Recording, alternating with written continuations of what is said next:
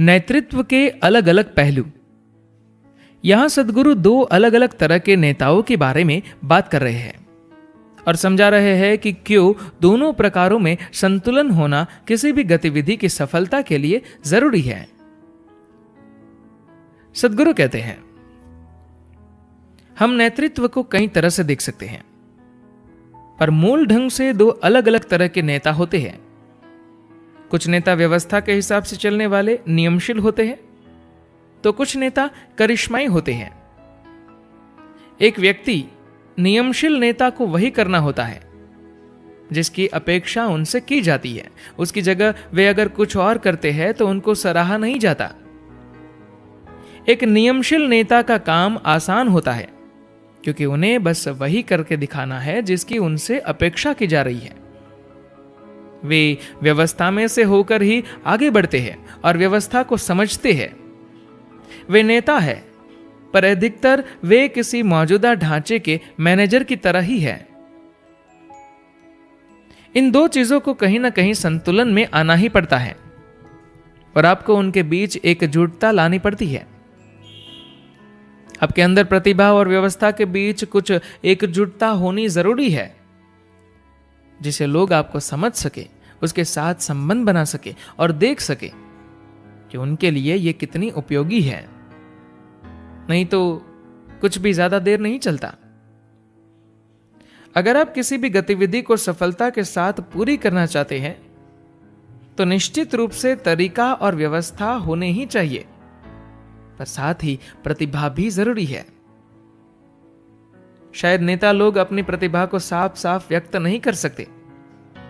वे सिर्फ अपने इस्तेमाल किए हुए तरीके ही समझा सकते हैं, क्योंकि प्रतिभा कोई ऐसी चीज नहीं है जिसके बारे में बताया जा सके।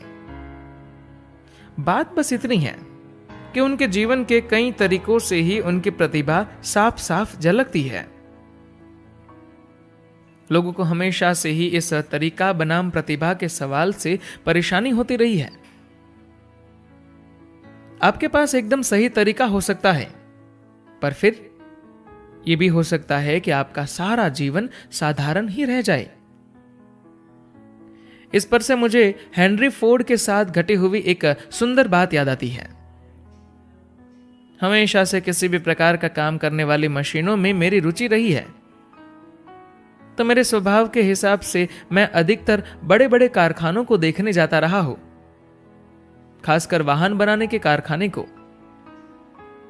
डेट्राइट में फोर्ड मोटर कंपनी में मेरी एक मुलाकात के दौरान अनुसंधान विभाग, जो रिसर्च डिपार्टमेंट में मैं एक सीनियर वैज्ञानिक के साथ बात कर रहा था, जो वहां 35 से भी ज्यादा सालों से है और जिनके पास सारी दुनिया में ऑटोमोबाइल्स में उपयोग किए जा रहे 52 से भी ज्यादा पुर्जों के पेटेंट्स हैं। तो उस बातचीत के दौरान उन्होंने मुझे यह घटना बताई। एक बार ऐसा हुआ, हेनरी फोर्ड को पता चला कि फोर्ड मोटर कंपनी में कई चीजें ऐसी थी जो कुशलता से नहीं की जा रही थी और हर तरफ अस्त व्यस्त ढंग से हो रही थी।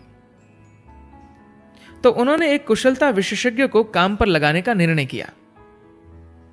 वह विशेषज्ञ आया और हर ऑफिस में गया, हर एक से मिला, अलग अलग तरीकों से उसने सभी मुख्य लोगों को काफी सही भी किया। फिर एक दिन उसने हेनरी फोर्ड से शिकायत की, देखिए, मैं यहां सभी लोगों को ठीक कर रहा हूं, पर एक आदमी है जो कुछ भी सुनता ही नहीं और ज्यादातर जब भी मैं उसके ऑफिस में जाता हूं, वो मेज पर पैर चढ़ाए सिगार पीता हुआ मिलता है। वो कुछ भी नहीं करता और वो कंपनी में सबसे ज्यादा पैसा पाने वालों में से एक है। मैंने उसके बारे में पता लगाया, जासूसी की, वो कुछ भी नहीं करता। वो मेरी बात सुनने को भी तैयार नहीं है। आपको इस आदमी को निकालना होगा। हेनरी ने पूछा, ये कौन है?